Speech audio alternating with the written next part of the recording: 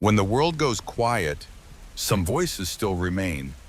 Not every soul finds peace when the clock strikes 12.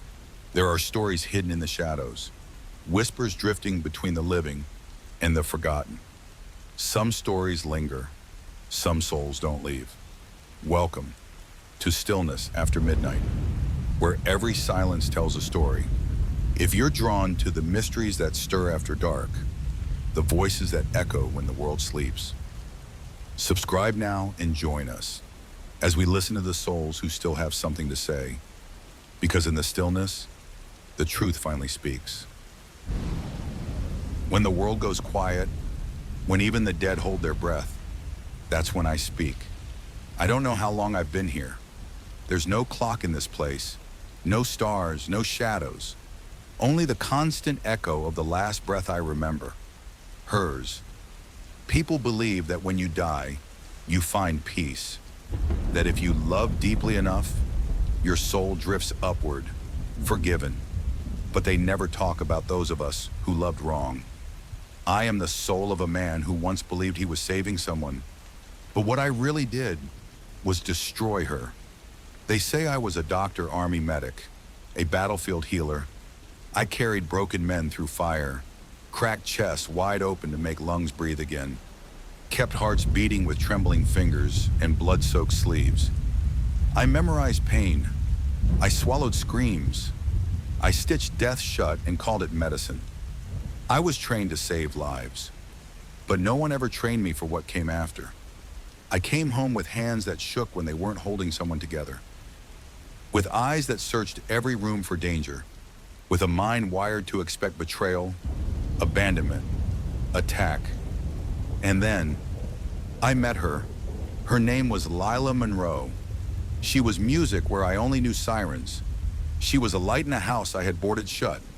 She touched my face like I was still a man and not just a monument to war. I fell in love with her the way a drowning man drinks ocean water, desperate, reckless, poisoned by the very thing he needs. I don't remember the first time I doubted her.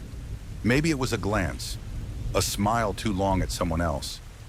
Maybe it was nothing, but in my mind, it was always something, always proof. And when you love someone through the lens of fear, you don't see them anymore. You see the possibility of loss, of betrayal, of being left behind. I didn't mean to kill her.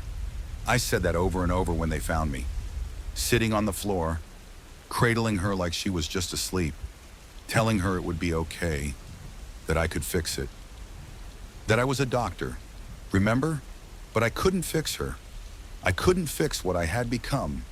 Now, I am here, not in heaven, not in hell, somewhere in between, where the wind speaks in the voice of the dead, where guilt is a mirror that never cracks, and every night, at midnight, I hear her whisper, "Nathan," she says.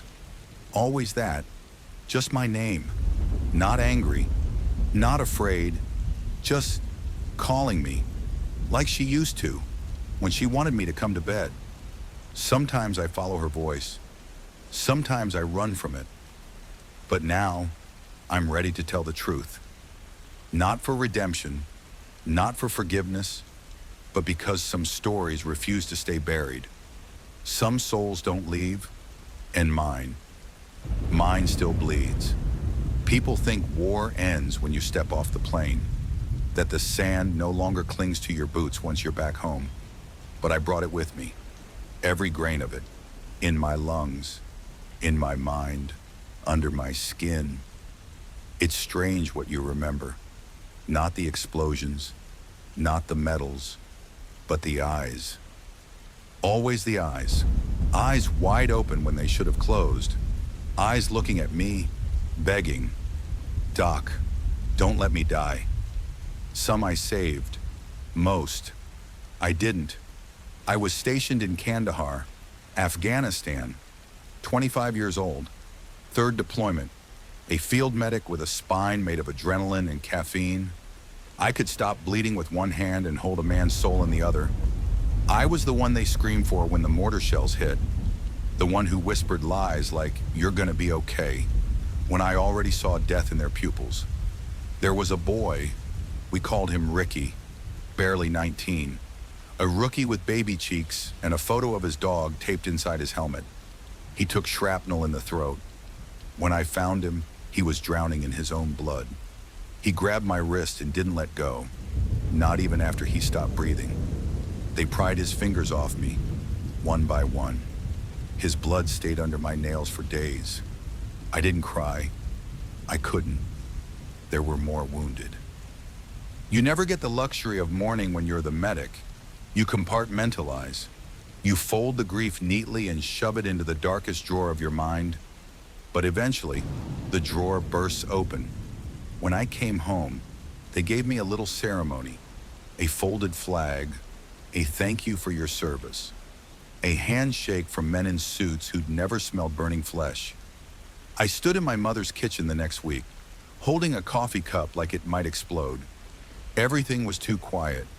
I kept waiting for the ground to tremble, for something, anything, to make sense.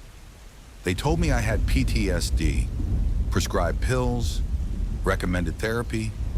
But how do you explain to a therapist that every time someone closes their eyes, you check if they're breathing? I remember one night waking up in a sweat, convinced the woman next to me, just some girl I was seeing casually, was bleeding out. I turned on the lamp and shook her. She screamed. I kept saying, "You're safe, you're safe." But the more I said it, the less I believed it. Eventually, she left. They all did, until Lila. I first saw her at a bookstore downtown. She was in the poetry aisle, thumbing through Sylvia Plath, dark hair tied up messily, ink smudged on her wrist like she'd been writing something beautiful or dangerous. She looked up at me, and I swear, for one brief second, the noise in my head stopped. No bombs, no screaming, just her. I said something dumb like, "Plath's dangerous for your heart," and she smiled like she knew I was the one in danger. We started talking. Coffee turned into dinner. Dinner turned into nights. I didn't have nightmares. She asked about the scars on my arms. I told her they were from saving people. I didn't tell her some of them were from trying to feel something, anything. Lila never flinched. She didn't pity me. She listened. God, she listened like I was worth hearing. She touched my hand like I wasn't made of broken glass. For a while, I started to believe I could be whole again. She brought plants into my apartment, started leaving books on my nightstand, even left sticky notes on the bathroom mirror. "You're more than what happened to you. You are allowed to rest. I love your silence, even when it's loud." She was sunlight breaking through the fog, but I forgot something important. Sunlight doesn't belong to anyone, and I tried to trap it in my hands. The first time I saw her laughing with another man, something cracked. It was a waiter, just a laugh, maybe even innocent, but in my mind, that laugh was a betrayal. That smile was a secret. That man was a thief, and Lila was something he was already stealing from me. I didn't say anything that night, just clenched my jaw and memorized every detail. How long she looked at him, where her hand rested on the table, the time she got up to go to the restroom. My training taught me to observe under pressure, but the war had rewired my instincts. I no longer differentiated between threat and love. The next morning, I asked her casually about the dinner. She said the waiter reminded her of her brother. I nodded, but something inside me whispered, "She's lying." That whisper never left. It became a hum, then a voice, then a roar. I began watching her without her knowing, checking her phone when she was asleep, following her on errands I pretended to be too tired for. Every friendly conversation she had, every coworker who said her name too warmly, felt like evidence. I kept looking for a gun she never carried, for a war she never started. But I was the one bringing the battlefield home. There's something terrifying about losing control, especially when you don't even know you're losing it. I thought I was protecting us, keeping us safe. I told myself I just needed to be sure, but what I really needed was to let go. And I couldn't, because somewhere in me, Ricky was still dying. That boy who held my wrist and wouldn't let go. And now, I was doing the same to her, gripping too tight, holding her hostage in a war she never signed up for. Love should be freedom, but mine. Mine was a cage I built from trauma and locked with fear. And every day, I could feel her slipping through the bars. Now, I sit here, wherever here is, not breathing, not alive, watching my past like film projected on smoke. I want to scream at the man I was. Let her go. Nathan. Let her breathe. Let her live. But I didn't. And the deaths I couldn't forget would soon include hers. They say love heals, that it can make the broken whole, the wounded brave, the lost found. I wanted to believe that. God, I needed to. Because when I met Lila Monroe, I wasn't a man anymore. I was a shadow wrapped in skin, a collection of reactions, not choices, a survivor of things I couldn't name without shaking. But she made me feel like maybe I was still worth saving. I remember the first time she kissed me. It wasn't passionate or dramatic, it was soft. Just her lips pressed to the scar beneath my jaw, the one from a roadside IED. She didn't ask what caused it. She didn't flinch. She just kissed it, like she was blessing the place where death had tried to enter but failed. And in that moment, I felt something I hadn't felt in years. Safe. Not because I trusted the world again, but because I started to believe that maybe she could hold back the darkness for me. We moved in together after 6 months. Her things blended into mine like water into whiskey, impossible to separate once mixed. She hung wind chimes near the kitchen window, brought home used books that smelled like dust and old heartbreak, painted our bedroom walls a pale, melancholy blue. She filled my house with signs of life, and my silence with meaning. Sometimes she'd sit across from me at breakfast, cross-legged in one of my oversized t-shirts, reading aloud from whatever poem she was obsessing over that week. One morning, she read me a line I never forgot. We are each the love of someone's life and the ruin of another's. She looked up and said, "Isn't that tragic?" I smiled and said, "Yeah." But deep down, something cold stirred in my chest, a premonition, like hearing the opening notes of a song you know will end in silence. Lila had this way of looking at me like I was made of puzzle pieces she wanted to understand. She wasn't afraid of my mood swings, my nightmares, my scars, visible or invisible. She'd sit with me during the nights I couldn't sleep, run her fingers through my hair while I stared at the ceiling, breathing like I was still in the desert. "Where are you right now?" she'd whisper, and I'd answer honestly, "Somewhere I shouldn't be." She never tried to fix it, never offered hollow advice. She just stayed. That was her greatest power. Presence, no judgment, no fear, just there. She never asked me for more than I could give, which is why I hated myself for not being able to give her what she deserved. There were moments, little cracks in the glass, where my panic crept in, a laugh too loud at a stranger's joke, a late-night text from an old friend, the way her phone would light up and she'd smile before replying. And every time, something ancient would rise in me. A soldier, a wounded animal, a man taught to never let his guard down. The war taught me that everything good could be taken, so I started guarding her like she was a territory I'd conquered, a piece of land too fragile to lose. I didn't call it jealousy, not then. I called it vigilance. I told myself I was protecting her from the world, but what I was really doing was protecting myself from the fear of abandonment. Because to me, losing Lila meant dying again, only slower. There was this guy at her work, Jake, I think, the kind of man who always laughs with his whole body, the kind of man who probably never held a dying soldier in his arms. One night, She told me Jake had offered to walk her to her car after a late shift. I said no, she added quickly. I told him you'd be picking me up. My hands clenched around the steering wheel. I kept my voice calm, but in my head, the alarms were already blaring. Why did he offer? Why did she tell me? Was it a warning? A confession? A test? I smiled, said something like, glad he didn't. But inside, I was already building a file, a mental case against someone she didn't even suspect. That night, I dreamed of Jake's face melting in the desert heat, of sand turning red, of Lila walking away from me, hand in hand with a faceless man.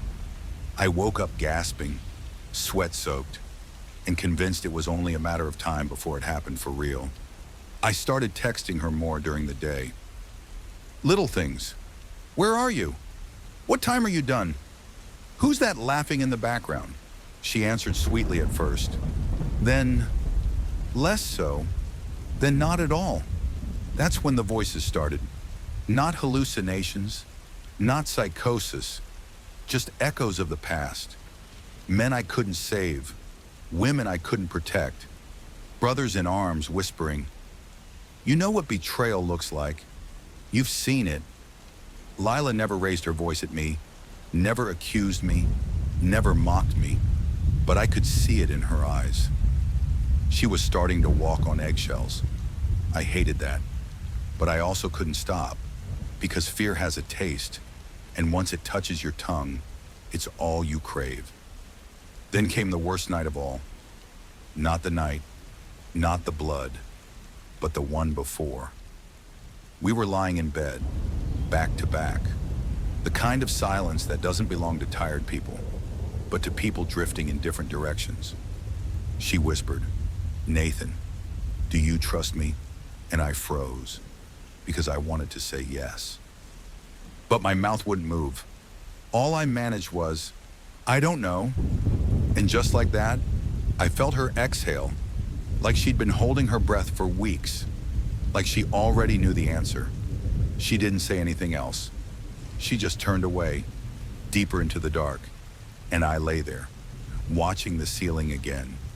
Only this time, it wasn't her fingers in my hair. It was my own hand gripping the edge of the bed, trying to hold on to something already slipping through. Looking back, I wonder if that was the moment I lost her. Not with fists, not with fire, but with fear. I loved her so much. I let it rot, because I wasn't loving her. I was trying to keep her, and love is not possession. It is not control. It is not a battlefield. But I was a soldier too long, and I brought the war home with me. In the silence that followed that night, in the way she stopped humming while cooking, in the way her eyes scanned the room before answering, I saw the cracks growing. And still, I did nothing, because I thought I still had time. Time to fix it, time to change. But when you're bleeding out, you don't feel the worst pain right away. It comes later, when it's too late. There's a kind of silence that doesn't mean peace. It's not calm, it's not restful. It's more like the space between lightning and thunder, the pause before something breaks. That's what our house became. Not a battlefield, not yet, but a place where the air was always waiting to shatter. Lila kept trying. God, she kept trying. I'd come home and smell lavender candles burning, dinner on the table, music playing low, the kind of songs she used to dance to barefoot on Sundays, but she didn't dance anymore. She moved carefully, like a soldier herself, avoiding landmines she didn't know the locations of. One night I asked her, "Why do you light those candles every day?" She smiled without looking at me. "Because this house smells like pain when I don't." And then she walked away. There were cracks in the walls, literal ones, hairline fractures in the paint, running like veins beneath the surface. She covered them with art, photographs, quotes from books. One said, "You cannot save people. You can only love them." I stared at that one for hours, wondering if it was meant for me or for herself. because I didn't want to be saved. I wanted to be right, and I wanted her to love me even when I wasn't. The jealousy got worse. I started checking her phone when she was in the shower, reading her emails, listening for names in her sleep. I started to think Jake wasn't just a coworker. I imagined touches that never happened, smiles that weren't for me, conversations that I wasn't invited to. She never confirmed anything, because there was nothing to confirm. But when you're drowning, even the shadow of a wave feels like betrayal. She caught me once, reading her messages. Didn't scream, didn't cry, just looked at me with eyes that didn't recognize me anymore. She said, "Do you even want to trust me?" And I said something I can't even remember. But it wasn't yes. It wasn't "I'm sorry." It was probably some twisted logic about how I needed to protect what was mine. Mine. Like she was property. Like she owed me loyalty I hadn't earned. She started leaving the house more. Yoga classes, book clubs, walks by herself. Each time she left, something in me screamed that she wasn't coming back, that she'd vanish, disappear into the world of normal people.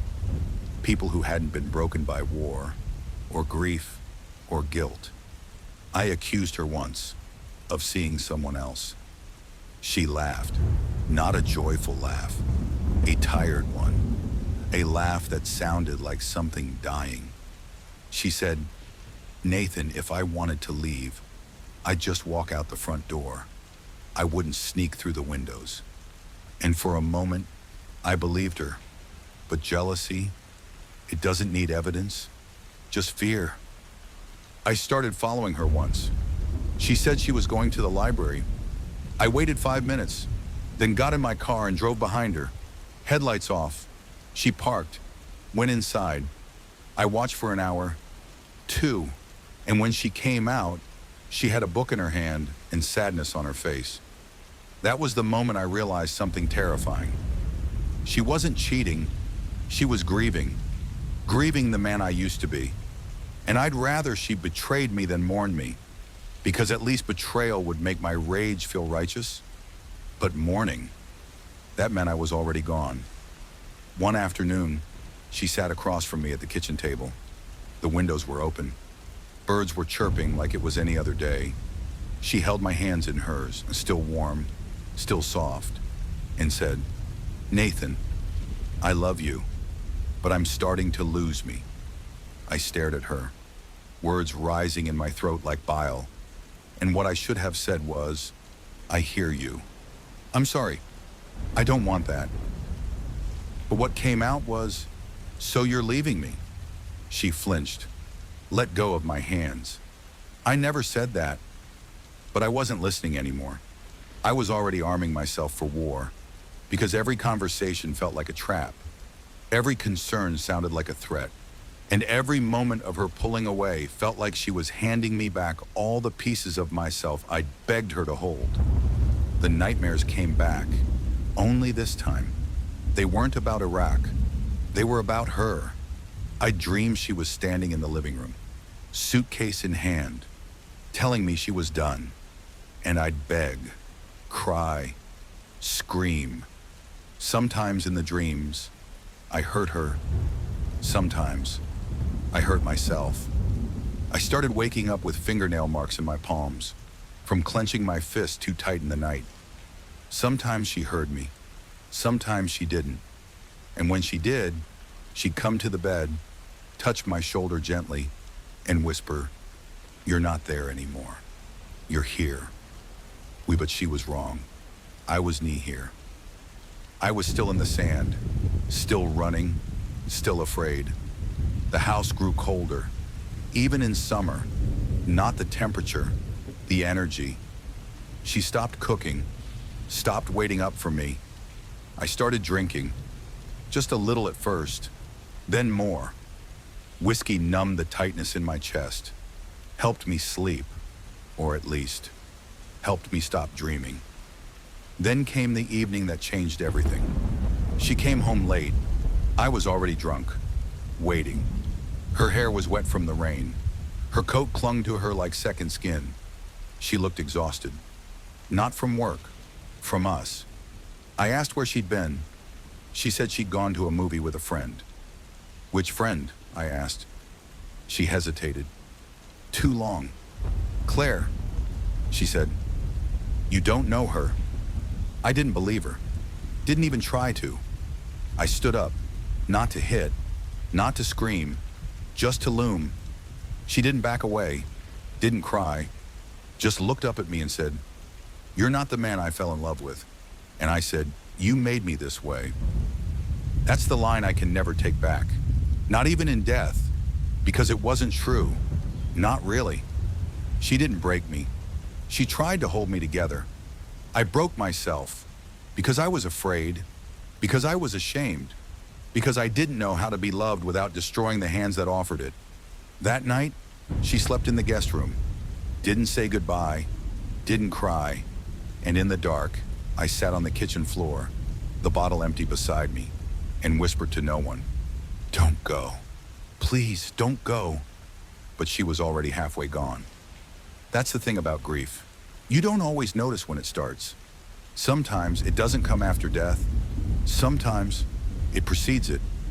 I used to think that when a relationship dies, there's a sound, a slam, a scream, a final door closing.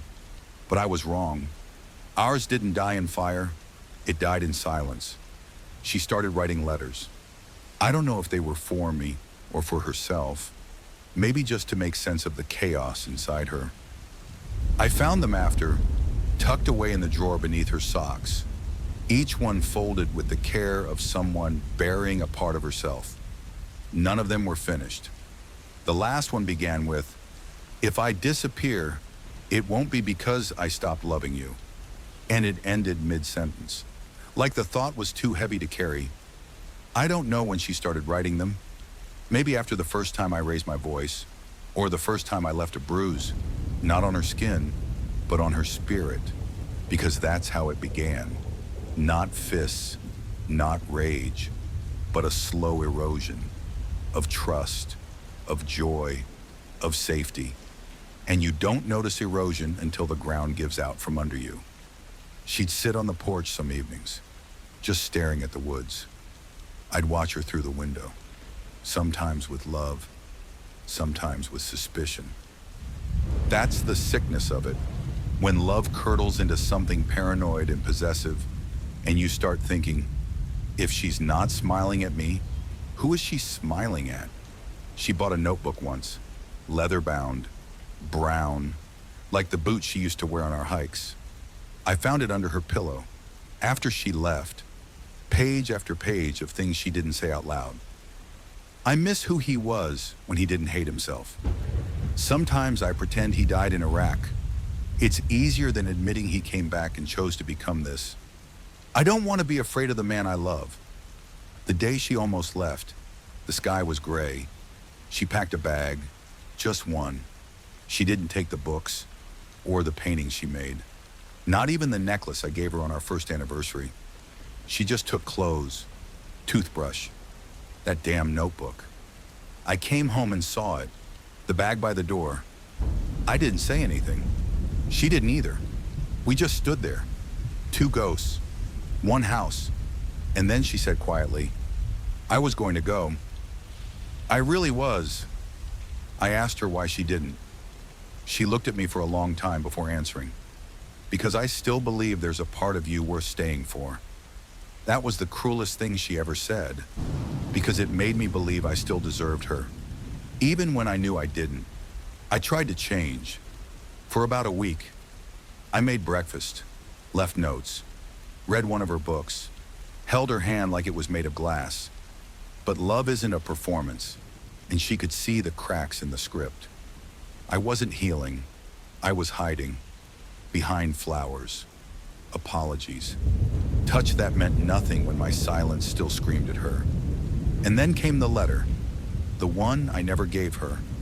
I wrote it at 3 a.m., drunk and ashamed, poured every ounce of guilt into it. I don't know how to love without fear. I'm afraid you'll leave. I'm afraid you'll stay. I'm afraid I'll hurt you. I already have, and I don't know how to stop. I folded it, put it in her nightstand, but I never told her. She never read it. Maybe that's mercy.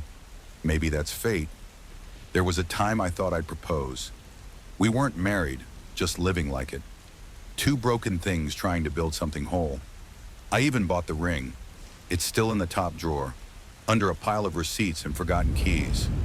I wonder if I'd asked her sooner, before the darkness settled in, would she have said yes?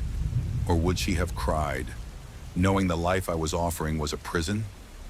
The last week of her life, she was quieter, not cold, not angry, just gone. The way someone looks when they've already started saying goodbye in their head.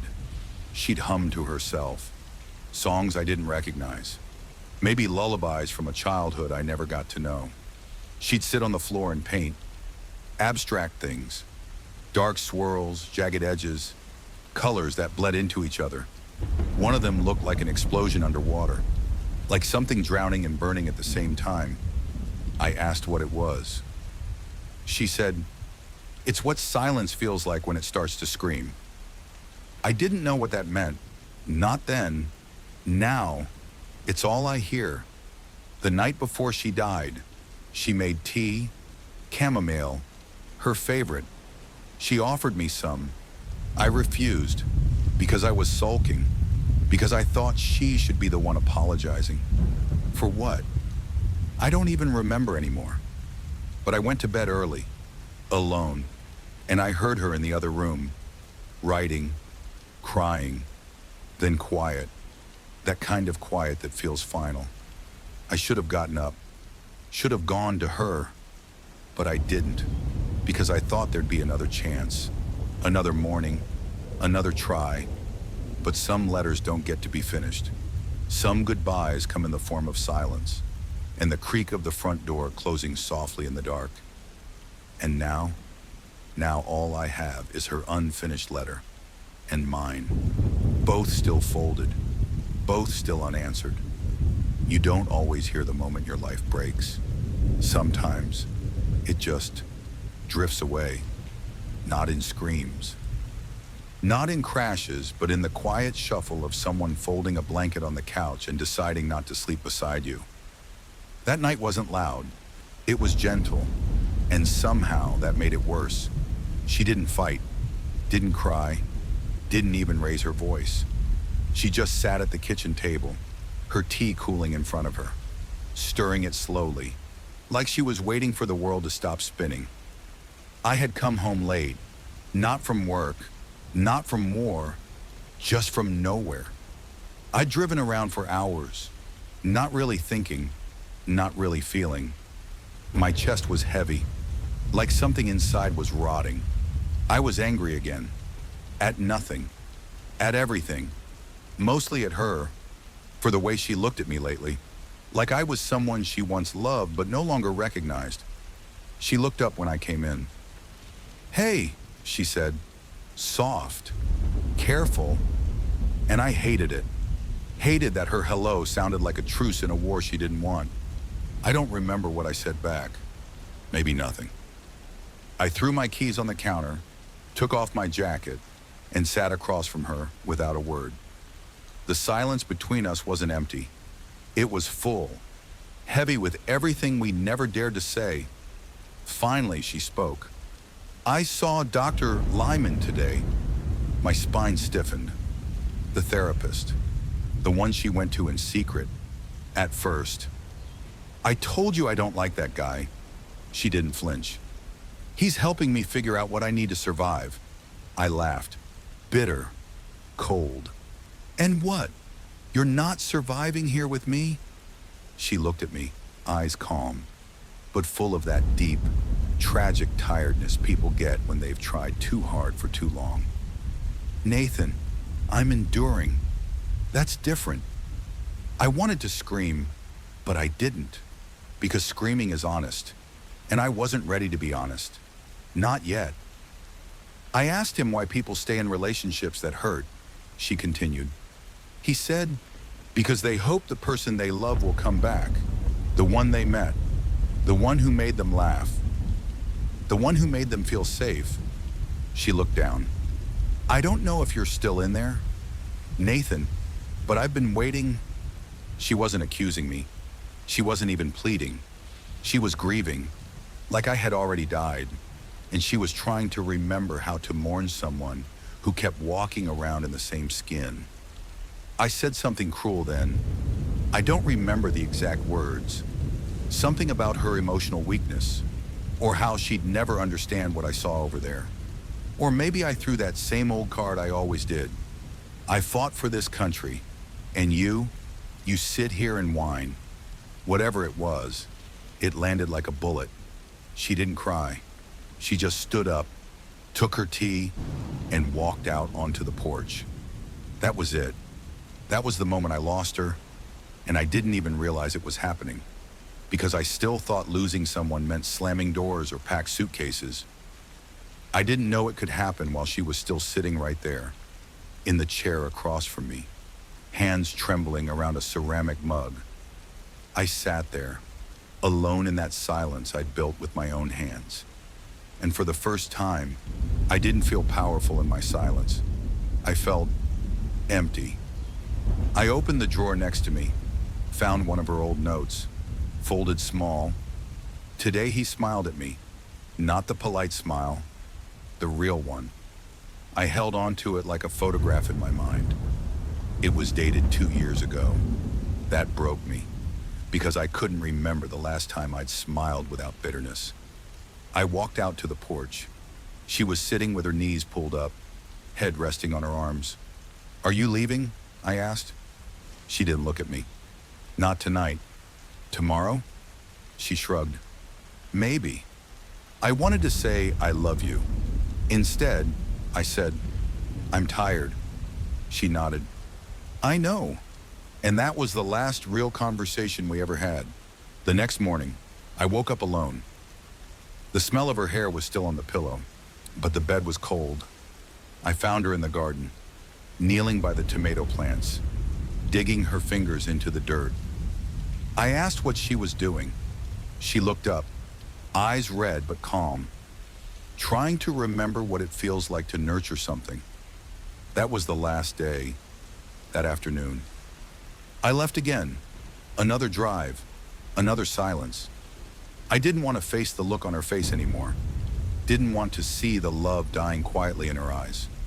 When I came back, she was gone. Not her things, just her. The lights were off. The porch light was out, but the tea mug was still there, half full, cold, and the front door was locked. I thought maybe she was at her sister's, or with a friend. I didn't panic, not at first. It wasn't until midnight that I realized. I hadn't kissed her in days, hadn't asked how she felt, hadn't looked her in the eyes with softness in months. And I wondered, if someone disappears and you didn't notice they were already fading, did you ever truly see them at all? I checked my phone, no missed calls, no messages. I checked her drawer. The notebook was gone. So was her coat. But the ring I bought, still there, still waiting. And I knew then, she hadn't left out of anger. She'd left because there was nothing left to wait for. I would see her again, but not in the way I wanted, not in the way she deserved. But that's for another chapter. In this one, I'm still the man who lost her, without ever watching her walk away. Grief doesn't always come with tears. Sometimes it knocks, softly, politely, as if asking for permission to destroy your life. It was a Tuesday, the kind of day where the sun feels too bright and the wind too quiet. I had just made coffee, 2 cups out of habit. Hers got cold, untouched. Mine, I barely tasted it. The bitterness had long since lost its edge. I sat by the window, watching the street, waiting for something I didn't know how to name. She'd been gone for 3 days. No note, no goodbye, no accusations, just silence. I kept telling myself she was staying with her sister, that she just needed time, But time, like everything else, was starting to feel hollow. And then they came. Two men, black suits, dull eyes, not uniforms. But I knew they were cops the second I opened the door. There's a way the air changes when justice walks in. It doesn't ask, it enters. "Mr. Nathan Quinn?" the older one asked. My mouth went dry. "Yes? We'd like to ask you a few questions. May we come in?" I hesitated, just for a moment, but something inside me already knew. This wasn't a courtesy call. They sat at the kitchen table, the one where she used to doodle in her notebook, the one I used to avoid sitting at with her. Now it felt like an altar to something long dead. "We're here regarding Emily Rhodes," said the younger man. My pulse stopped. I tried to play dumb. "Emily, is something wrong?" They exchanged a glance, the kind that says he doesn't know, or he's pretending not to. "She's been reported missing," said the older one, laying a photo on the table like a ghost between us. Her smile in that picture. God, I forgot she used to smile like that. So wide, so alive. "When was the last time you saw her?" the younger one asked. I swallowed. 4 days ago, maybe 5. We had a small argument. "What about?" I looked down. "Life," I said. "Nothing serious." They scribbled something. Then the question shifted. Had she ever talked about leaving? Did she have somewhere else to go? Was she in any kind of danger? Was I aware of her recent therapy visits? The words stacked like bricks, heavy, crushing. Then came the one that cracked me. "Did she ever express fear of you?" My mouth opened, but nothing came out. I wanted to say no, but her eyes flashed through my mind. The way she used to flinch, how she started sleeping, facing away from me, how her voice grew careful, how she stopped laughing. "She said I was difficult," I finally whispered. The older cop nodded slowly. "Did she ever say you were violent?" "No," I said, but my hands were trembling. They stood after a while. "We're just trying to piece together a timeline. If you hear from her, let us know immediately."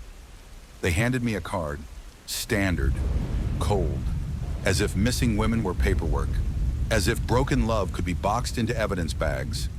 I watched them leave. Then I closed the door, and I broke.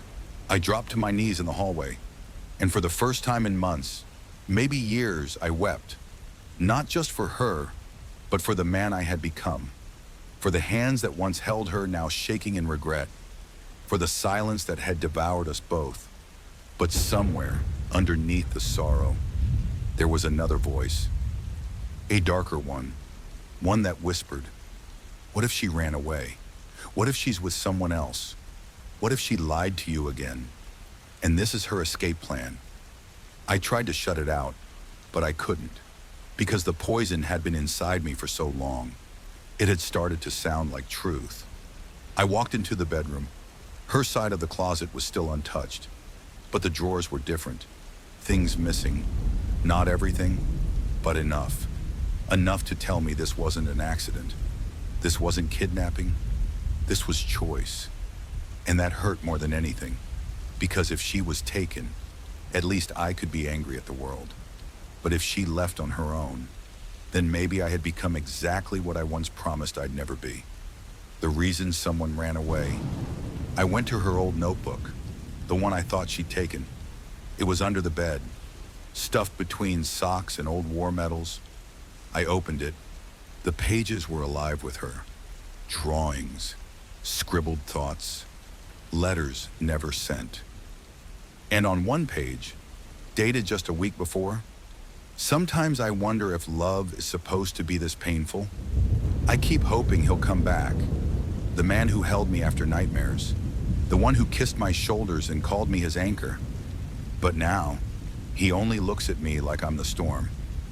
I clutched that page to my chest, felt it burn through my ribs.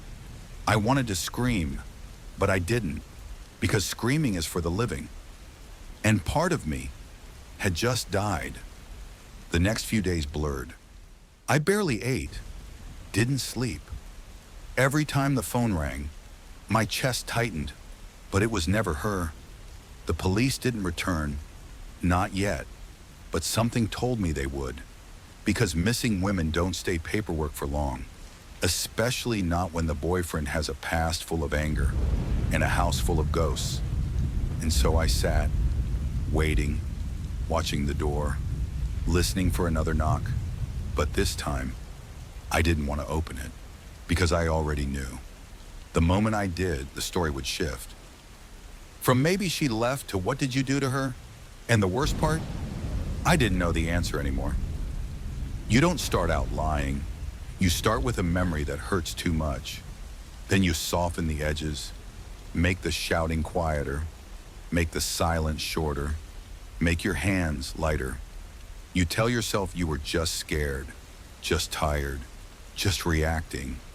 Then, before you know it, the lie becomes your truth, and her memory, it bends to fit your version. I began to speak of Emily in past tense, even though no one had confirmed it, not yet, but part of me knew she wasn't coming back, and so I did what cowards do. I turned my fear into a story, and I made myself the victim. She was unstable, I told myself. She needed too much, wanted too much. She was never satisfied, no matter how much I gave. And when that didn't convince the silence in my apartment, I went further. She cheated. She lied. She played me. It's a slow corrosion, this self-justification. You don't even feel it happening, but it seeps into your bones, like mold growing in your walls. Invisible, until everything smells wrong. I called my brother that week. Jake hadn't spoken to me much since the discharge. Said I had a storm in me, but I needed someone to echo my lies back to me. She left, I told him. No word, no reason. He was quiet for a moment. Then, did you hurt her? That stung more than it should have. I never laid a hand on her. Jake, technically, that was true. I never hit her. But the way I grabbed her wrist sometimes, the way I raised my voice so she'd shut down, the way I controlled every little part of her life. Does silence count as harm? Does fear leave bruises you can't see? Jake didn't press, just exhaled slowly and said, "Hope she's safe." Man, hope you are too. But I wasn't, because each night, her ghost came closer. Not the tragic, floating kind. Not the moaning shadow in the corner. No, her ghost was real. It wore jeans and bare feet in a cardigan with coffee stains. It stood at the kitchen counter, half turning to me like it always did, and it looked disappointed. "Tell them the truth," she said once, as I sat at the table, staring at nothing. "There is no truth," I muttered. "You know what you did. I tried to love you. You tried to own me." That shut me up, because even in my own hallucinations, I couldn't win the argument. I began cleaning obsessively, not to tidy, but to erase. Her hair ties, her shampoo, the photos, the love letters I once thought she'd treasure. Each item went into a black trash bag. Each bag went to the fire pit out back. It felt ritualistic, cleansing, but also terrifying, because a part of me knew this is what guilt looks like when it can't find a name. I told the police I hadn't seen her in days. They came back, twice, each time with more questions. Each time with more of her things pulled from evidence.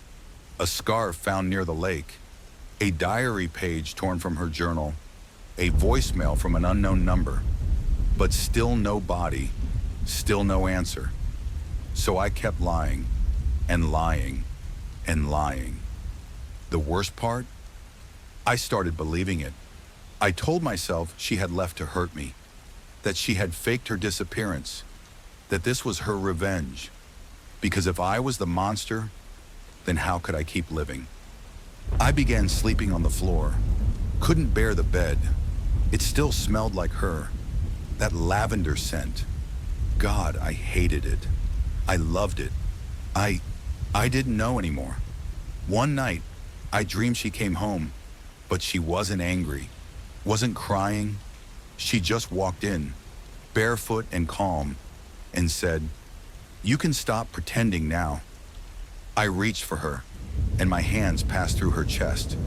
I woke up screaming, and the lie, the one I had built so carefully, it cracked just a little, because I knew, deep down, somewhere beneath all the anger and the military discipline and the broken dreams, I knew what I had done, or what I might have done, or what I could no longer deny. But the soul, oh, the soul will contort itself just to avoid drowning. So I patched the lie back together. I made it prettier. She was troubled.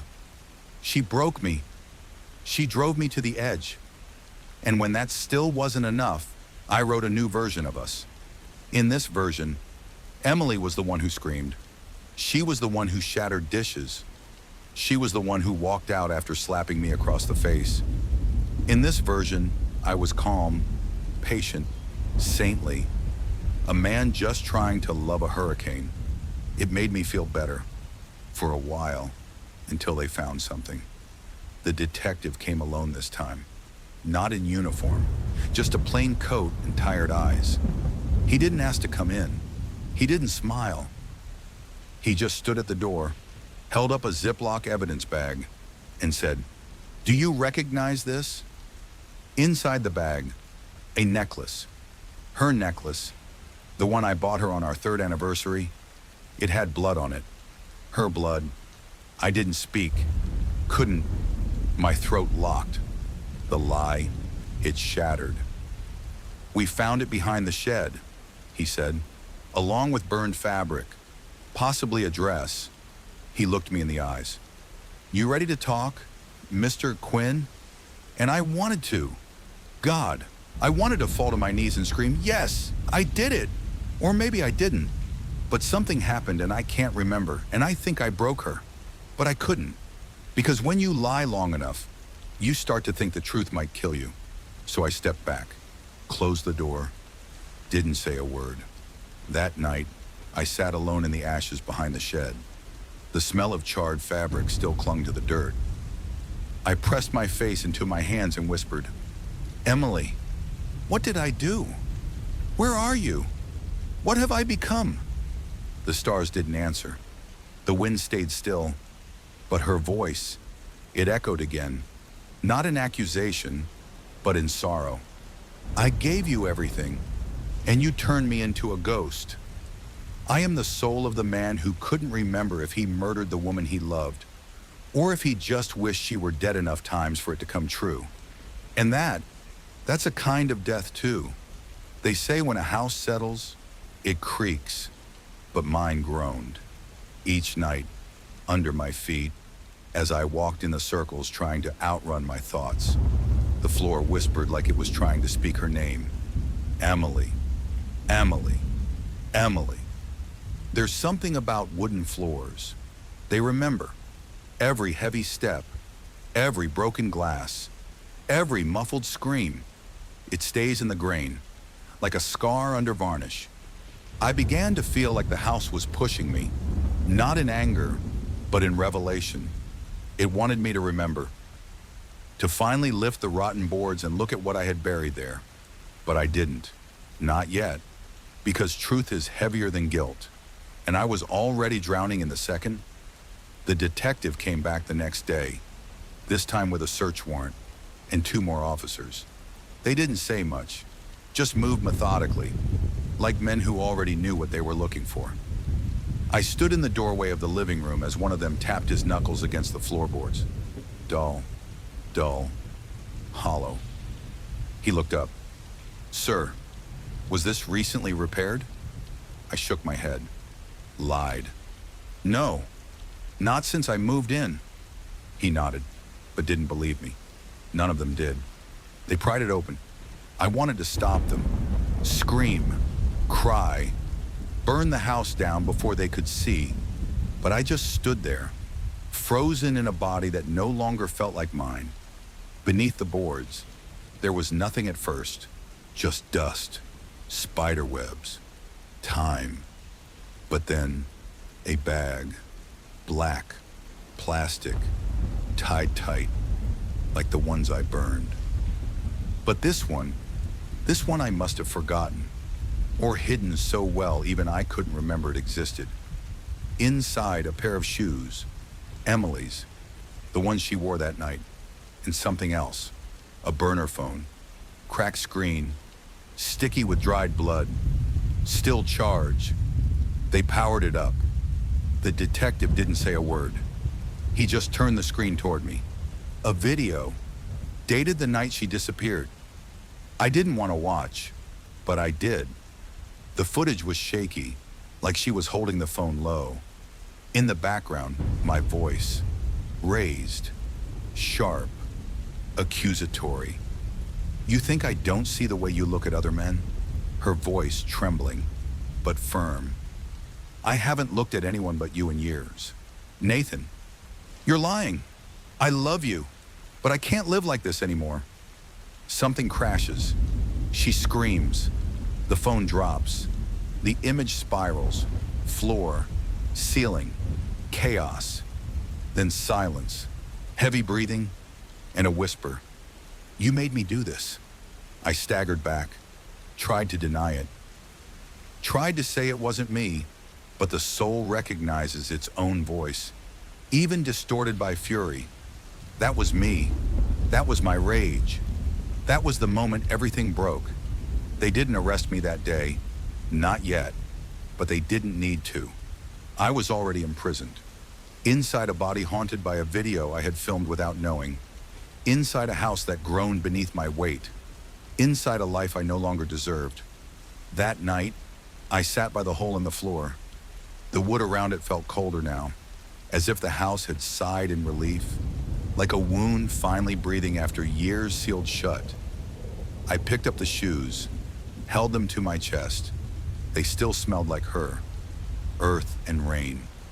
I wept for the first time in years, not just tears, but something deeper, a soul breaking open. I'm sorry, Emily, I whispered. I lied to everyone, but the worst lie was the one I told myself.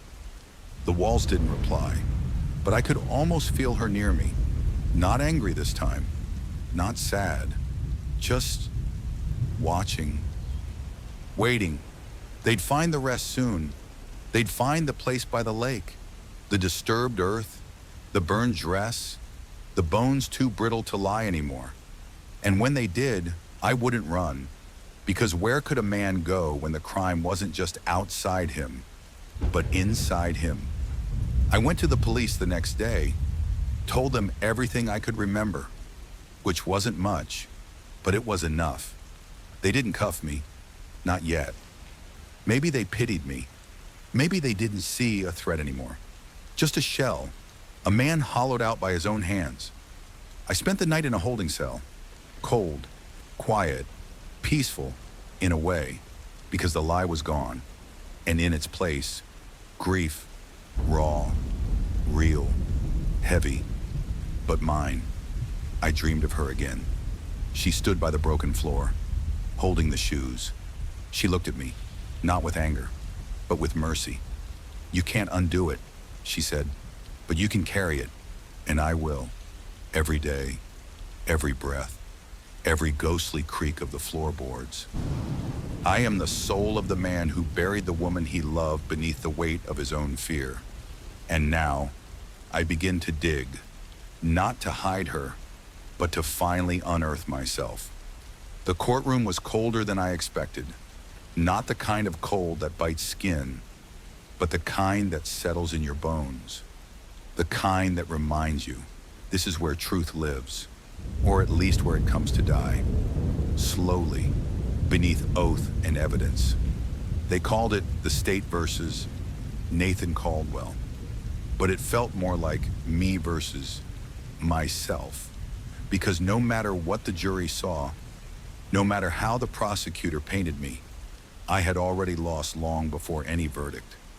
I lost the night she screamed my name for the last time. The trial didn't take long.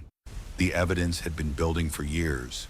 The video, the shoes, the bones by the lake. Neighbors testified. Friends gave their stories. And then there was me, sitting in silence. A war medic who couldn't save the one person he was supposed to protect. The prosecutor's voice rang sharp. Mr. Caldwell had no prior convictions, but what he did have was control. And he used that control to isolate, manipulate, and ultimately destroy a woman who loved him. He showed the jury the photos, the charred remains of her dress, the scorched patch of earth where I tried to erase her. My stomach turned at the sight, because no matter how many times I saw it, I still couldn't remember the exact moment I let go. Let go of reason, of love, of her. My lawyer tried. He spoke of PTSD, of trauma, of the nightmares I brought home from the war. But war doesn't make you a monster. Fear does, and I let fear live too long inside me. Then came the day I had to speak. The judge asked if I wanted to testify. I stood up, heart hollow, and said, yes. The courtroom hushed, not out of respect, but curiosity. They wanted to hear what kind of man kills the woman he loves. I took the stand, swore on the Bible. But it wasn't the Bible I was afraid of. It was memory. I was trained to stop bleeding, to keep hearts beating, to fix what was broken. But with Emily, I did the opposite. I didn't just take her life. I undid it, piece by piece. I questioned her. I accused her. I turned love into a prison. I told myself I was protecting her, but really, I was just protecting the lie I'd built. That I was still a man worth loving. My voice cracked. The judge asked if I needed a break. I shook my head, because I didn't want mercy. I wanted memory. I don't remember the moment she died, and that's the worst part. Because forgetting doesn't make it hurt less. It just makes it feel like I lost her twice. Once to my hands, and once to my mind. I looked toward the gallery. Her sister was there, tears in her eyes, hate in her throat. I didn't ask for forgiveness, because forgiveness is a gift you only get to ask for once. And I had wasted mine the night I raised my voice instead of my hands in surrender. They excused the jury that afternoon. Deliberations would begin the next morning. But my verdict had been sealed for years. That night, in my cell, I closed my eyes, and the true trial began. The walls melted, time unraveled, and suddenly I was back in every moment I tried to forget. Emily laughing in the kitchen, sunlight catching her curls. Emily whispering, "I'm not going anywhere, Nathan." Emily flinching when I raised my voice over nothing. Emily crying when I checked her phone for the 5th time that week. Emily folding a letter I never read, one she never sent, because she was afraid I'd call it betrayal. And then, Emily, bleeding, her eyes wide, not with pain, but betrayal. Not because I hit her, but because I had spent years convincing her I never would. That dream trial was worse than the courtroom, because there, the judge was silence. And the jury was every memory I'd ever buried. They stood in rows, one by one. They whispered their verdict. You could have stopped. You knew she was slipping away. You chose control over compassion. I woke up shaking, covered in sweat, but strangely, a little lighter, because even in hell, truth can feel like light. The next morning, they called the jury back in. I didn't look up as they read the verdict. Didn't need to. I already knew. Guilty of second-degree murder, of attempted destruction of evidence, of hiding a body. They didn't sentence me to death, just life, which was more fitting, because death would have been too easy.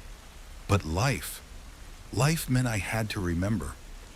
I'm writing this from my cell. I don't know if anyone will ever read it, but if you do, If you ever wonder how a man like me ends up here, remember this. It's not the final blow that kills love. It's the 1,000 tiny cuts before it. I am the soul of the man who stood trial for murder, but was truly condemned by memory. And I will serve that sentence long after my name fades from the records. Because my punishment is not prison, it is remembering the sound of her voice and knowing I silenced it. The prison library was quiet, too quiet. Pages turned like clock ticks. Footsteps echoed like ghosts. And every now and then, you could hear someone's soul breaking through their breath. That morning, a volunteer from a local church brought in a box of donated books, old paperbacks, journals, even a few yellowed notebooks with half-finished poems from someone long forgotten. I wasn't expecting anything, and I certainly wasn't expecting her. At the bottom of the box, beneath a water-stained copy of Mice and Men, was a plain manila envelope. No name, no return address, just handwriting. Handwriting I would know even in the dark, for the days he forgets how much I tried. My fingers trembled as I pulled it out. Inside, a small stack of folded papers. Some were written on torn notepad pages. Others on floral stationery I remembered buying her for Christmas. All of them signed with a name I hadn't heard in so long it felt like a bruise. Emily. I didn't ask how the letters got there. Prison has its own strange magic. A place where guilt summons ghosts and grief finds strange ways to speak. I just read, and with every word, a part of me died more honestly than it ever had before. The first letter was dated almost 3 years before the trial. Dear Nathan, I know you won't ever read this. I'm too afraid to leave it where you might find it, but I have to write, or I'll forget who I am. I stopped reading. Already, I felt like I was intruding, like I was seeing something I never deserved to witness. But I kept going. You haven't touched me in days. You sleep next to me like I'm a stranger. And when I laugh, you look at me like I've betrayed something sacred. I miss you. Nathan. Not the man who paces the house at 3 a.m. Not the man who reads my texts and questions my smile. I miss the man who held my hand after my surgery and cried more than I did. Is he still in there? The next letter, written months later, was darker. The lines slanted, the pen pressure heavier. I'm scared of you, not because you've hit me, but because I know you want to. And because I know if you ever did, I would still try to love you. What's wrong with me?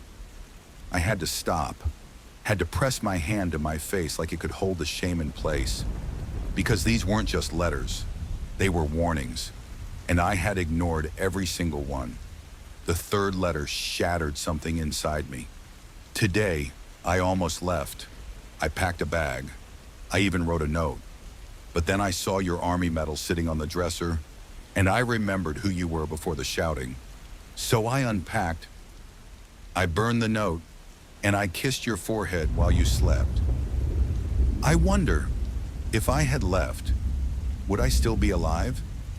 By the time I reached the last letter, I was crying openly. In the corner of the library, beneath a flickering light, I read the last words she never sent. If you're reading this, it means I couldn't survive it.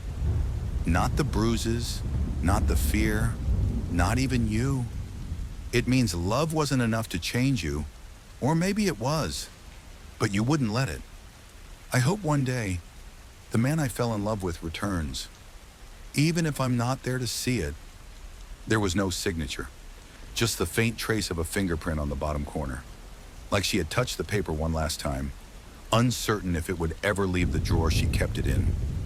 I folded the letters back slowly. My hands were not the hands of a soldier, not of a healer, not of a man. They were the hands of someone who had been loved, deeply, repeatedly, and still chose suspicion over surrender. I thought about how many times I had accused her, how many times I watched her break just to satisfy a voice in my head that refused to believe she was real, that love could be real, that I could be loved without being left, because that was the truth, wasn't it? I didn't hurt Emily because I hated her. I hurt her because I was terrified she'd leave. And in trying to stop that future, I created a present where she had no choice. I stayed in the library for hours, didn't speak to anyone, didn't move. I just sat there, rereading the letters like they were prayers written for a god I'd betrayed. That night, I didn't dream. Or maybe I did, but Emily didn't visit, and for the first time in a long time, I wish she had, not to comfort me, not to curse me, just to be real again, even if only in the spaces between pages. The next morning, I asked the chaplain if I could keep the letters. He looked at me for a long time, then nodded. "Sometimes the dead forgive through silence," he said. "Sometimes through paper. I keep them in my cell now, in a box beneath my cot, not as trophies, but as tombstones, because every word is a grave I dug without realizing it. And now, when I look in the mirror, I don't see a killer, or a monster, or a victim. I see a man who was loved so fully, so fiercely, that even her unspoken words are louder than anything I could ever say. I am the soul of the man who found the letters she never sent, and they speak louder than her screams, because they were not written in fear. They were written in hope, and I killed that too. Prison nights are strange. They don't come like night does in the outside world, slipping in gently with streetlights and distant laughter. Here, night drops, heavy, sudden, final, like a sentence you don't remember being handed. That night was one of those nights, thick with heat, thick with silence, thick with everything I had refused to feel. I couldn't sleep, not after the letters. They were still under my pillow, as if her words might slip into my dreams and speak for her. But that night, she didn't wait for dreams. It started with a whisper. At first, I thought it was the wind, except there are no windows here, no breezes in concrete cages, just the sound of someone, softly saying my name. "Nathan." I sat up. The cell was empty, the hallway dark. Even the guards had vanished into whatever part of night they hide in. "Nathan," the voice said again. This time, it was closer. This time, it was hers. She wasn't standing. She was floating, just slightly above the floor, wrapped in that old denim jacket she always wore on rainy days. Her hair hung wet, her eyes didn't blink, and her face, it wasn't angry, it wasn't cold, it was tired, so beautifully, heartbreakingly tired. I couldn't breathe. I thought I'd scream, fall to my knees, beg, but I just stared, waiting for her to speak again. Because when you've silenced someone in life, you never think you'll hear them again in death. You still sleep with your hands clenched, she said softly, like you're always waiting to fight something. I swallowed. Maybe I am. She tilted her head. Still think I cheated? Her words weren't angry. They were sad, like the question wasn't for her, but for me. I looked down. Even now, part of me wanted to say yes, that it was real, that she had smiled too brightly at strangers, that she had hugged that coworker too long, but none of that mattered anymore. Not when she was standing in front of me, dead, soft, honest. "No," I whispered. "You didn't." She closed her eyes, and when she opened them again, something shimmered inside. "Then why did you believe it?" I didn't know how to answer. Maybe it was the war. Maybe it was the noise in my skull. Maybe it was just easier to destroy something than admit I was afraid of being left. So I said what I should have said years ago, because I loved you too much to believe I deserved you. Silence as she walked toward me, bare feet making no sound. Not on the floor, not in my bones, only in my heart, only in the place she used to live. "You thought love meant ownership," she said, "but I never belonged to you. Nathan, I chose you, over and over, until I couldn't anymore. Her voice didn't shake. Mine did. Then why are you here? I asked. She stepped even closer. The air smelled like lilacs, like that perfume she wore on our second date. The one I bought her again every Christmas. Because I never got to say goodbye, she said. And because you never did either. My knees gave out. I sat on the edge of the bed, head in my hands, trying to hold in the sob that threatened to crack me in half. I don't deserve it, I whispered. Not your voice, not your face, not your goodbye. She knelt in front of me, not ghostly, not distant, real, tender, human. Her hand touched mine, cold, but not lifeless, more like moonlight. Maybe you don't, she said, but I do. I looked up, confused. You do what? Deserve peace, she replied. And I can't have it, not until I let go of you. That's when it hit me. She wasn't here for me, not entirely. She was here for her, to unhook her soul from the chains I had left buried in her name, to stop carrying my shadow so she could finally step into her own light. Will you forgive me? I asked, and voice cracked. I already have. Then why do I still feel this way? Because you haven't forgiven yourself. She stood again, taller than I remembered, not in height, but in presence, like the years in death had healed something that life never could. You'll see me again, she said, backing away. When? I asked. When the voice in your head stops sounding like punishment and starts sounding like understanding. When you can say my name without using it as a weapon against yourself. When you can remember my laughter, louder than my crying. And then she smiled. The same smile from that photo I kept hidden in my locker. The one I couldn't look at for years because it reminded me of what I destroyed. That smile. She turned toward the wall and vanished. No flash, no swirl of light, no thunder. Just gone, like a candle that had finally burned out. I sat there for what felt like hours, still, breathing.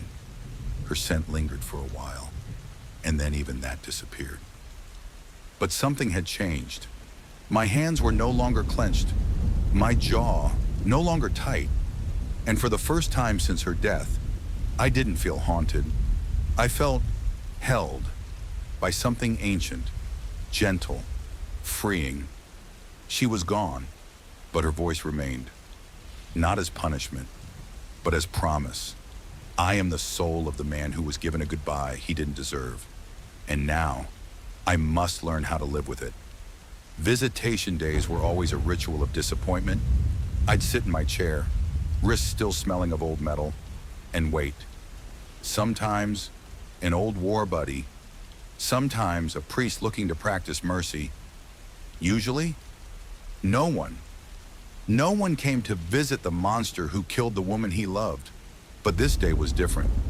The guard tapped the bars with a gloved hand. Visitor, female, says it's personal. I didn't know what personal meant anymore. Everything in my life had been too personal, or not personal enough, but I stood up anyway. Because if you don't have hope, at least curiosity can keep you alive.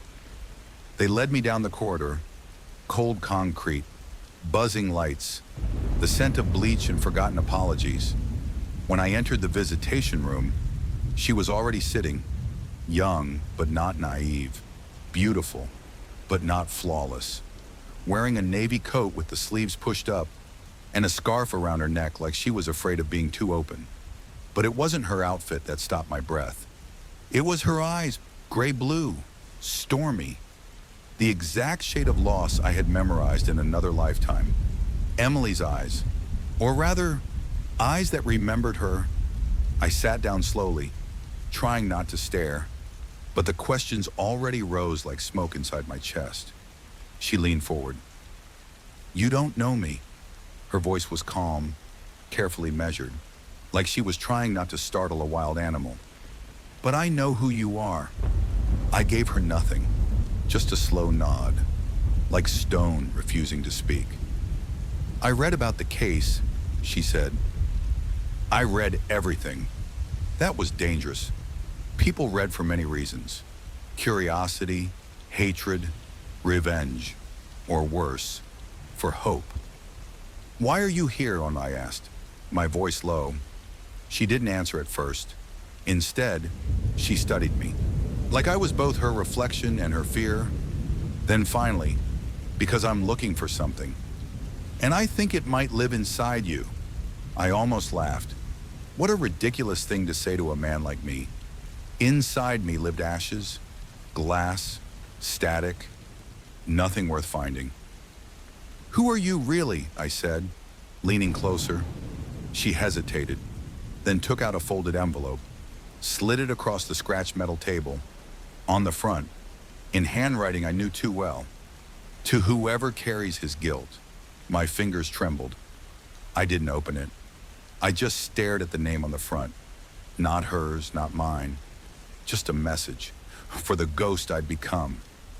She left this, the woman said, in a box of unsent letters for someone who might one day understand.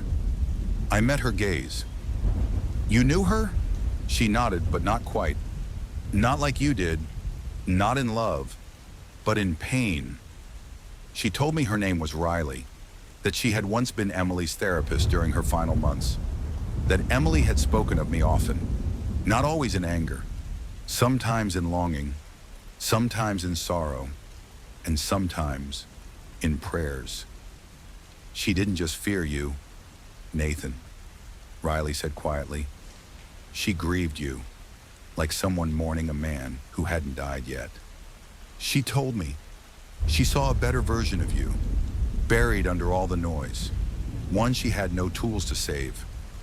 That hurt more than any insult, because the idea of her still believing in me, after all that blood, felt like being forgiven in a language I had never learned to speak. Why come now? I asked. After all these years. She looked away. Because I have a daughter now. That answer stunned me. She smiled faintly. And sometimes, when she laughs, I hear a sound that reminds me of Emily's stories. Silence returned.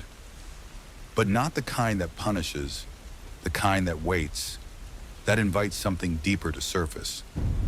You're not her, I said finally, but you carry something of hers. So do you, she replied. She stood up, leaving the letter on the table. I don't need anything from you. Not redemption, not apologies, but maybe, just maybe, it's time someone reminded you that love isn't just what you lost. It's what's still capable of growing. And then she smiled. Not Emily's smile, but one born from it. An echo made new. She left without another word, and I sat there, holding the envelope like it might bite. I didn't open it that day. Not yet, but I carried it back to my cell like a priest carries a relic. Not because it promised forgiveness, but because it asked a question. Can love survive even this? That night, I couldn't sleep. Not because of nightmares, but because I was afraid. Afraid to hope. Afraid to believe that maybe I hadn't burned everything to the ground. And somewhere out there, her voice had become a garden in someone else's memory. I am the soul of the man who met her again through the eyes of a stranger. And now, a seed has been planted. What it becomes, I still don't know. The envelope stayed untouched for 3 nights. I placed it by the head of my cot, between the peeling wall and the air that never breathed. It stared at me, silent and patient, like it knew that pain needed permission to become a blessing. On the 4th night, I woke in the dark. No nightmare, no noise, just a sense, a quiet pull in my chest, like something was waiting. So I sat up, turned on the weak yellow bulb, and picked up the letter. It trembled in my hands as if it too was afraid of what it carried. I opened it, and inside, her handwriting, her voice, to whoever carries his guilt. I don't know if you're reading this as a man, or as a shadow. I don't know if this letter will reach you before the world does, but I need you to hear something I couldn't say with my lips. I loved you, even when I feared you, even when I ran from you, even when I stopped calling it love, because it hurt too much to hold something that sharp. But still, I loved you. The words stabbed and soothed all at once. I read them aloud, slowly, as if whispering to a ghost inside me. And maybe I was. You were not always cruel. Before the war swallowed you, before the voices and the whiskey and the fists, you were the gentlest soul I had ever seen. You held stray dogs like they were kings. You cried at old war movies. You danced like no one had ever told you that real men don't twirl. I smiled, then choked on it, because I remembered those days, and I had killed the man she was talking about long before I killed her. You were my safest place once, and then you became the fire, and still, I waited too long to leave. Maybe you hated me for staying. Maybe you hated yourself for letting me. But I know one thing now. Love isn't supposed to be survival. I stopped reading, not because I couldn't, but because the tears had finally come. Not violent, not angry, just tired, like rain that didn't need thunder. I held the letter to my chest, felt something inside me loosen. A knot I hadn't known was there, untying, quietly, in the dark. When I read the last part, my heart cracked not from pain, but from mercy. If you're still alive, please, for whatever is left of you, make room for silence. Let it change you. Because even now, even after everything, I don't want you to die as the worst version of yourself. I want you to remember that somewhere in the ashes, there was once a man made of light. There it was, the wound, the prayer, the mercy, all in one. She didn't ask for forgiveness. She gave it, not like a saint, like a woman who had finally set herself free by setting me free one too. I folded the letter, placed it back into its envelope, then kissed it, not as a ritual, but as a farewell. That night, I slept without flinching. No screams, no shadows clawing at my chest, just stillness, a rare golden kind. In the morning, I looked at my reflection in the cracked mirror. For the first time in years, I didn't look away. There was grief, there was ruin, but there was also a man, and not just the monster. I am the soul of the man who once used love as a weapon. And now, I am the soul who was taught to mourn by the woman he destroyed. Not for pity, not for heaven, but because sorrow, too, can become a kind of love if you carry it right. They told me I'd be free by morning. Paperwork signed, sentence served, body cleared, but no one told me what to do with the soul. The cell I called home for 13 years stood open like a wound. The cot stripped bare, the walls blank. And yet, part of me still clung to it, as if guilt had its own gravity. "You ready?" the guard asked, half out of habit. I nodded. But the truth was, no one walks out of hell ready. You just stop burning long enough to take a step. Outside, the sun was too loud, the sky too blue. The world hadn't waited for me. It never does. The street smelled like rain and engine oil. There were no signs, no angels, no punishments. Just the world, as it had always been. I carried nothing. No suitcase, no pictures, not even the letter.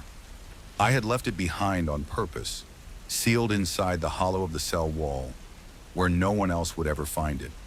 Her final mercy deserved silence, not a pocket. I walked past fences, past faces. Nobody looked twice. To them, I was just another man in a secondhand coat. But I wasn't, because now I carried absence like a birthmark. I didn't go looking for family, didn't check to see who had survived the headlines. My brother had long stopped writing. My mother's grave didn't need apologies. And as for Emily's family, I would not rob them of their right to forget me. Instead, I took a bus, headed north, to nowhere in particular. The further I went, the more I felt her not with me, but in the spaces I dared not fill.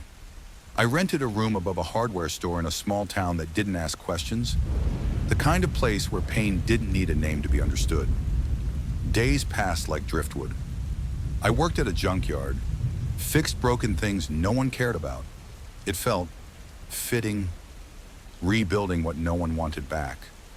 One night, I stood at the edge of a frozen lake. It was winter, quiet, still. My breath hung in the air like a ghost, too afraid to settle. I reached into my coat pocket, pulling out nothing, because that's all I had left. And for once, it was enough.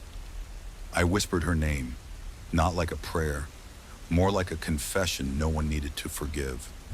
I don't know what happens to people like me when we die, but I do know this. We don't get to go where they are. We don't get to be remembered as anything but damage, and maybe that's fair. But still, sometimes at night, I dream of her in a field of wildflowers. No bruises, no silence between her ribs. She doesn't look at me, but she isn't afraid anymore. That's the closest to peace I'll ever get. Not because I earned it, but because she gave it in a letter no one else will ever read. I am the soul of the man who killed the woman he loved, and I walk freely now, not because I'm redeemed, but because I finally understand that remorse is not a destination. It's a road you never stop walking, and some roads lead only to a place she can't see. But I walk it anyway, because love, even broken, deserves to be carried with gentler hands than the ones that ended it. When love turns into fear, and fear becomes rage, it does not always scream. Sometimes it hides in soft apologies, in broken promises, in the silence between two people who used to hold each other without question. Nathan loved her in his own fractured way. But love without understanding becomes control, and control without truth becomes destruction. He didn't just kill her body, he killed the space where her laughter used to live. And though his soul wandered for years, no prison could match the sentence he gave himself. Redemption isn't always loud. Sometimes it's just a man, standing in the cold, whispering her name into a world that has long stopped listening. Some souls don't leave, they linger, in places no one can see. Thank you for listening to the voice that still remains. This is Stillness After Midnight.